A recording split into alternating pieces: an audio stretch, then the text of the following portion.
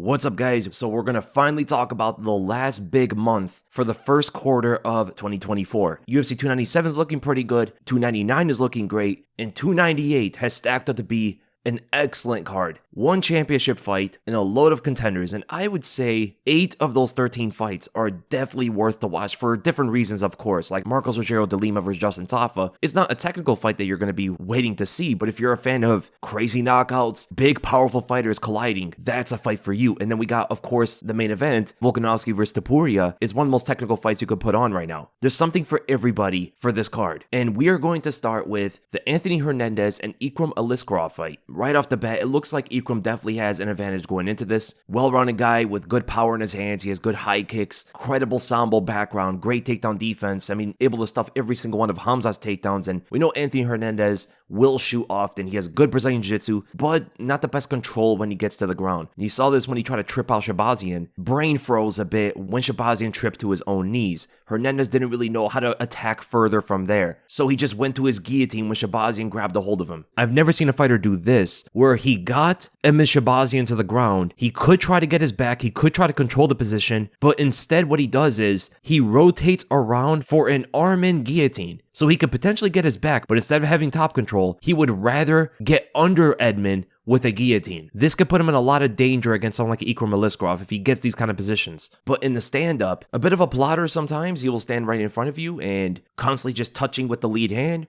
probing forward and trying to line up the right overhand. Nothing too extensive, nothing like incredibly technical, but he's quite fundamental with his boxing offense overall. His defense is a little bit scary because he dips all over the place. Even when the opponent pops him with a jab, he leans back and to the right. His head is almost touching the floor. That's how much he's leaning. And I could see Ikram Aliskerov catching him with a potential head kick or even a knee. Hernandez does that very often. Whether you're landing the jab or you miss the jab, he has like an instinctual right lean afterward that can really get him caught by a knee or a high kick. But there are occasions where Hernandez will have a pretty sneaky front lean, creating an illusion like he's closer to his opponent than he actually is. This is something you see from Adesanya, prime Conor McGregor, to make the opponent throw from that range, and as soon as he leans away, he pulls on the punch, it's going to make the punch fall short and he can counter you. So the front lean bait into a pull counter is something that could work against Ikram Aliskerov. He knows Anthony Hernandez wants to shoot as well, so any of these under attacks from Ikram could be very viable in this fight. Uppercuts, knees, high kicks, etc. And just popping Hernandez with the jab to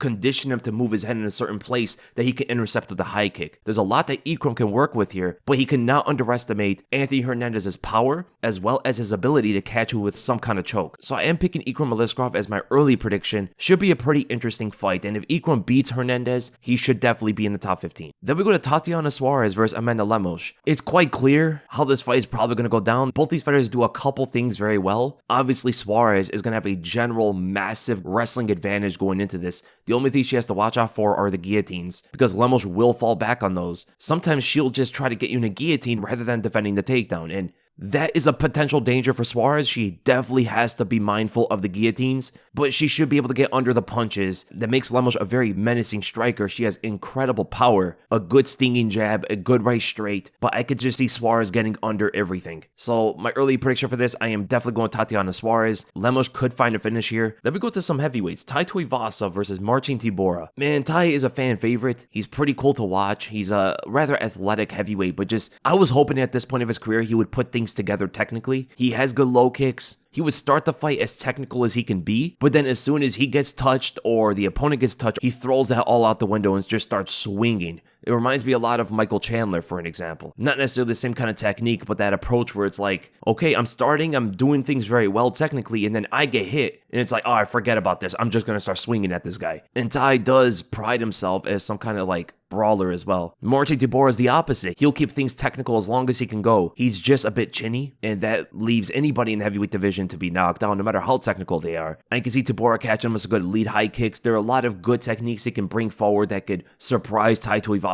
He's technically superior in most areas of the game. It's just he might get touched and get KO'd. So I am going to go with Tai Tuivasa. I see him just landing some big shot on Tybura eventually and putting him down. Then we start with the big bangers of the card. Merab Dvalishvili versus Henry Cejudo. This was teased for a long time. It finally did get announced, and on paper, stylistically, this could be one of the more difficult fights for Merab Dvalishvili, and on a general basis. All right, Henry Cejudo is a great wrestler. He's very short, hard to get under. Merab is going to shoot constantly, but Henry has the ability to constantly fight against it. It's just the only thing is he has to be mindful of not getting pushed up to the cage, and a lot of those takedowns are probably going to be single legs, or they're going to start off as single legs because of Cejudo's wide stance is kind of giving that lead leg to Merab to shoot on, but Merab is so sporadic with his boxing. He's always in a hurry to touch you. That clear output can be pretty difficult to handle for potentially someone like Henry Cejudo, but Cejudo's quite precise with some of the shots that he throws. He probably was ring rusted when he fought Aljamain Sterling, so I am expecting a better Henry Cejudo going into this fight with Merab. Everybody knows what Merab's game plan is. It's the same against nearly everybody he fights. Cejudo could try to time some kind of knee that he did against even a taller guy like Dominic Cruz. He could potentially try to catch him with some uppercuts, constant squat feints. If Henry Cejudo comes out there with squat feints, which is pretty much just like faking entries with a squat, it could deter Merab from shooting on him. And not only that, Cejudo can rebound closer to Merab for a quick 1-2 combination off of that. I mean, he definitely has a speed advantage going into this. And Merab's boxing defense is generally not too great. His boxing defense really mixes up with his wrestling offense, so he will shoot in order to not get hit to the head. That's the most confident way he gets away from punches. But with the squat feint, that could take that away a bit, unless Merab just doesn't care and shoots regardless, because he will sometimes just do that. Most of his takedowns are not meant to take the opponent to the ground. It's meant to just put himself in the range that he feels most comfortable, even when the takedowns are failing. So Henry Cejudo definitely has to work off the wizard and stop Merab from locking his hands. If he can do that, I can see him getting away from these takedowns and creating enough distance on Merab to counter him with some big shots. Cejudo's linear movement is very quick and generates like a spring to land something big. And also, if he's given right shoulder feints, because Cejudo loves to throw the right hand more than anything else, if he can feint that, he could get these reactions out of Merab to shoot under. That would be perfect for Cejudo to time a knee, because when you do fake the right shoulder as if you're going to throw a right straight at them, you can also bring your right hip forward very quickly from there, lining up the knee. The only issue about this knee is, if Merab shoots for the takedown head on the outside, the knee might not land. His head's going to be so far away from your right knee, it's going to be hard to rotate your entire body to direct all the way to your own left like that. You know, he's got to get some feels out there. He's got to see how Merab is going to shoot, head on inside, head on outside, because most of the takedowns are probably going to be single legs. And I think if Cejudo gets some of those looks out there, he should be able to line up some good shots. But at the end of the day, Merab just might take him down, might just overpower him in some of these instances. Like, he's not as big as Aljamain Sterling. He might not be as physically strong as Sterling is, but with the sheer amount of output, while being the bigger fighter, I think he could get Cejudo down and keep him down for an extended period of time. But my early prediction for this, I am actually going with Cejudo. He is older, which I don't like. He's going to be about 37 by the time they fight, but he didn't look too bad against Aljamain. That's the thing, and a lot of that might be because of ring rust, not necessarily his age. And if that's true, if he shows up against Merab even better than he did against Aljo, I think he can win this. Then we go to Geoff Neal versus Ian Garry. I talked about it in the last breakdown of the UFC 299 card. It was supposed to be on there. They moved it to 298. So if you guys want to check out the breakdown of it, I recommend you guys checking that video out. But generally speaking, Ian Garry does not want to be in the pocket too much with Geoff Neal. He has absurd power, very fast hands. He could be pretty tricky on his retreat, potentially find his way around Ian Garry's left shoulder to find a potential left hook or left straight. Open stances could be a big thing for both fighters here. The biggest thing for Ian Garry is he wants Geoff Neal to throw the left hand and overextend. If he could bait out the left hand, that's where his counter opportunities are going to take place. And that's where actually he might have the most success in the fight, because Ian Garry has a pretty good in and out step feint. Sometimes he'll have an inward step and that's it, but oftentimes he'll even step in and out before he sees the opponent's reaction. This is an excellent setup to line up his own counter shot. So if the opponent reacts by throwing their power hand, in this case Geoff Neal throws that left hand forward, Ian Garry already stepped out, lengthening the reaction distance between them two that Geoff Neal was calculating. The bait is going to have Geoff Neal try to counter that forward step from Ian Garry, but if he reacts too fast, he would have to reach even further to the target because Ian Garry stepped out. And that's going to be a perfect opportunity for Ian Garry to counter him. Now that can get a little bit messy when Geoff Neal is constantly repositioning himself, taking these different angles, and Ian Garry can just walk him down and rinse and repeat with the feints, but Geoff Neal loves to bait an opponent into the left hand just by repositioning, and that could be a bit tricky for Ian Garry. Geoff Neal's left shoulder feints can throw off a bit of Ian Garry's timing. So again, I do pick Geoff Neal to win this, but it's very close and I would not be surprised at all if Ian Garry pulls this off. Then we go to Robert Whittaker versus Paulo Costa if the fight happens. They got to get a backup fighter ready for this because we don't know if Costa is going to show up. The guy's been fighting once a year. We don't know if this fight is actually going to happen, but let's say it does. Let's say Paulo Costa shows up and they have a good fight here. Everybody can clearly see, it's very obvious that Whittaker has the advantage in the fight. Just generally the better striker. He has the takedowns he can go to, even though Paulo Costa is a decent wrestler in his own right. He's very big, he's very strong, he's got strength attributes against Whittaker, but Whittaker is definitely going to be much faster. He's much more technical. He has way higher fight IQ. The performance against Luke Rockhold was not a great look for Paulo Costa. And this could turn out to be one of the biggest straight punches, beating looping punches kind of fight. Because Paulo Costa will come out there windmilling sometimes. There's so many setups, so many feints, so many baits, so many tricks from Robert Whittaker that can draw these haymakers out and just punish Paulo Costa all fight. As long as Whittaker fights behind his lead shoulder, he should be okay. Even the blitzing jabs should be able to get to Paulo Costa, but Costa's a lot better at reading the opponent's steps than someone like Marvin Vettori is, right? Paulo Costa is quick to act, he's quick to adjust on some things, and the bounciness of Whittaker can get read if he's a little too obvious with his steps here. But if he fights behind the lead shoulder, I think the right hook should not be as much of a problem. Whittaker's left hand traps can also help him keep current constant activity behind his left shoulder. Jabs, half-beat hand traps on Costa's rear hand gets him away from most of the usual dangers from Costa, besides from a potential kick off the exit. His right hand is going to be occupied enough where Whittaker can kind of foresee what kind of punch he'll throw. It's just the kicks that could cause a bit of damage off that left exit. But this left motion with the left hand and shoulder activity can lead into conditioning for the high kick over Costa's shoulder. Or if he gets enough of a left angle, he could get that shin up the center. All this activity can make Costa kind of malfunction into windmilling and haymakers in order for himself to find success. Whittaker could become a bit of a pest for Costa and frustrate him the whole fight. And I think the more he does that, the more he picks at Costa, gets one step ahead of him, I think Costa will devolve himself into just a haymaker machine. All of it is going to constant break Costa's rhythm. Hides behind the shoulder, extending the jab, blitzing in. The 1-2 high kick should be a very good technique in this fight. And if he starts step feinting on Paulo Costa, this fight's a wrap. That's going to ruin Costa, man. He'll be able to pull those strings to get Paulo Costa to throw those haymakers. Because one of Costa's best punches is the left hook. This is why fighting behind the lead jab for Whittaker is such a big thing for him. He can even go with the left lean a lot in this fight if he really wants to, as I do expect him to see a potential right hook coming at him quite clearly. Now, if Whittaker could get in some stutter steps out there, game over for Costa, man. I don't think he's going to be able to fight on that level with Robert Whittaker. Step feinting on Paulo Costa is quite disastrous for Costa. Stutter step feinting is a bit overkill. And I think at that point, if he gets all of this out there, he should be able to find many shots, almost anything he really wants at Paulo Costa. He also does have the push kick to reset and throw off a bit of the distance management. And that is one of the biggest things about Paulo Costa. His distance management is just not all there. There's going to be a clear advantage for Robert Whittaker, even in that department, which some people even question Whittaker's distance management at times. And we do know, just generally speaking, that Costa does not deal well with jabs.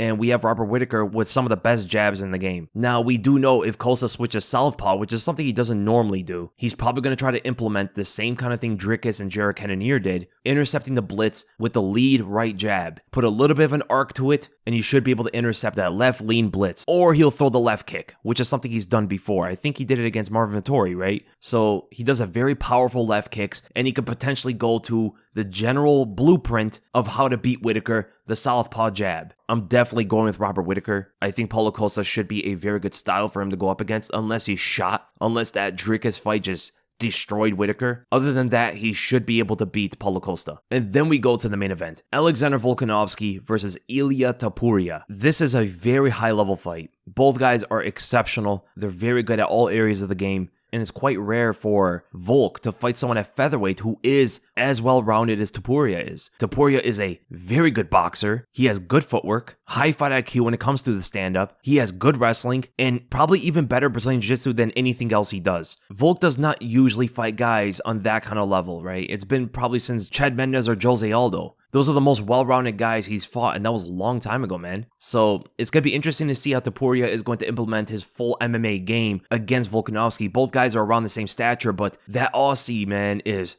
compact, short, with like piccolo arms. How does a 5'6" guy have a 72-inch reach? That doesn't make any sense. He has a longer reach than Max Holloway and Yair Rodriguez, even though Max does have a short reach for his height. Yair has a perfect reach for his height, and Volk has a longer reach than he does. So he's going to have quite a significant reach advantage over Topuria, which is in by itself a problem for Topuria, because he's going to have to find entries. From distance is where he's going to have the biggest trouble, and that reach is going to play a big factor in that. The jabs and low kicks, Volkanovski's constant right shoulder feint, right hand feint, probing with the lead, a constant left post. And the problem with Ilia in this fight is he can never rest. He can never sit still. He can never just fight in neutral. Because when he's there, he's going to get popped in the face by a jab and he's going to get low kicked. And every time Volkanovski's going to do that, he's going to constantly move away from Topuria's lead hand. You see him do this constantly against other orthodox fighters. He's jabbing low kick and moving out to his own left away from the opponent's lead hand. His distance management is so good that he's not even worried about the opponent's right punch or right kick to intercept his left movement, because even though he could be in potential range for it, he has enough of a back lean with a good left guard to stay clear of most danger, and if the opponent misses, that gives a clear exit out from the cage, because we know Topuria is going to pressure him. So these exits for Volkanovski are going to be massive for him, and it's going to be a big issue of Topuria to try to get in the pocket, because Topuria's winning range, the place that he will most likely win this fight, is in the pocket. If he gets in the pocket with Volk, it might be the end of Volk. But with every power puncher who's great in the pocket, there's always an opening. Volk is kind of chinny, right? I don't think he could take a big shot from Topuria. If he eats a right overhand, if he eats a left hook, I think this fight could be over as soon as those exchanges happen in the pocket. Volk does his best work in mid and long range. In very close range, if he doesn't have the wrestling to go to, which potentially he doesn't here, unless he wants to reset the fight, he could reset the fight there, but he could be playing Topuria's game. In terms of striking, he's going to be in Topuria's world, and that's generally speaking where Volkanovski gets hit the most, is when he gets in the pocket with opponents. Even against Islam Makhachev, he got dropped with a very weird exchange between the two. He got dropped by Chad Mendes back in the day. He got caught a couple times by Brian Ortega, even Max Holloway. He got rocked by Yair in the pocket. That seems to be a danger zone for Volkanovski, and especially against one of the best pocket boxers in MMA right now, Ilia Topuria, that's definitely not the place he wants to be. But here's the opening that Topuria does leave on himself. He loves the exchange with his left hook. It can sometimes come before or after the right hand comes out. There are times where Topuria will lead his combos with the right hand and then dig in with the left hook. Whenever he throws that left hook, he always drops his right hand and torques his entire body to his right side. This is given a clear target for Volkanovski to land a left hook on him. And the way that Volkanovski throws a left hook is quite different than some of the other fighters. He has like an anchoring arc to it, or one of my previous coaches like to describe it as turning your punch to the ground. It creates like an anchoring punch, making it much heavier of a blow. And that's how Volkanovski sometimes throws that left hook, like he did against Max Holloway. That's where Volkanovski could potentially catch Ilia Topuria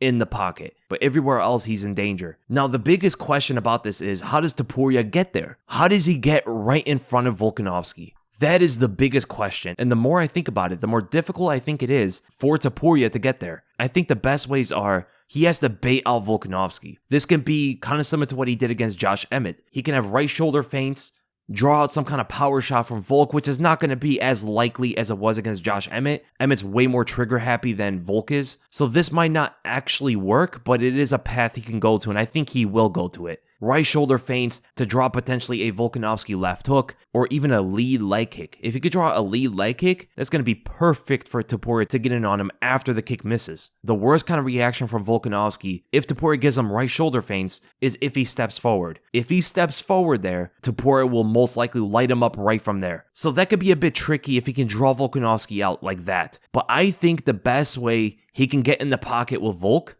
is by using his wrestling. He's got to shoot on Volk, create contact, rise to the clinch. He doesn't even need to try to get him to the ground with it. If he could just get into the clinch, push Volk up against the fence, and disengage and sit in the pocket with him, that's all he would need to do. And it's quite of a simple strategy because a lot of fighters don't shoot like that on Volk. Of course, Islam Makhachev did, and it worked. He was able to get him up against the fence. And I think Topuria should be able to do something similar there too. Now, if the fight gets on the ground, I think Topuria is going to be in the advantage there too. The biggest issue for Topuria is, of course, the distance striking. the jabs, the low kicks, the constant feints with both hands, right hip feints to back up a bit and get Topuria bladed. The more I think about this fight, the more it's kind of 50-50 for me, but I'm going to stick with Volkanovski. I wouldn't be shocked at all if Topuria beats him. In fact, the analyst in me wants to say Topuria is going to win this, so it should be a magnificent fight, man. So there's a bit of education for you guys. If you want to apply any of this analysis, if you want to go and bet on the fights, make sure to go to mybookie.ag where they got the best lines. If you want to go and bet on the main event, MyBookie right now has the main event pretty early out there for you guys to go in. Maybe get when the odds are in your favor here. Sometimes it's better early, sometimes it's better late. Volkanovski right now is a minus 170. We're probably going to see that change in the next month or so. Whether he becomes a bigger favorite or a lesser favorite, they do have the fights from UFC 297 and UFC 299 up on there already. They only have the main event for 298 right now, but 299 and 297, it seems like they might have all the fights on there. So feel free to look at all those fights from the Strickland vs. Dricus card and the O'Malley vs. Cheeto card. But if you just want to capitalize on MyBookie's sign-up bonus, where they'll match up 50% of whatever you put in, all the way up to $1,000. So if you put in $50, they'll give you another $25 to play with. On top of that, it's going to come with a rollover withdrawal requirement. And in order to activate this, just use the promo code WEASEL, that's WEASLE, to take advantage of MyBookie's sign-up offer. All you have to do is just deposit. You don't have to bet in order for this bonus to work. You could deposit now and bet later. Remember to visit mybookie.ag today where you can win big. So ultimately, I think this card is excellent. Might even be better with $299. So I hope you guys enjoyed the video, and if you did, make sure to give this a like, make sure to subscribe, hit the bell for notifications, and I'll see you guys in the next video. History podcast coming soon.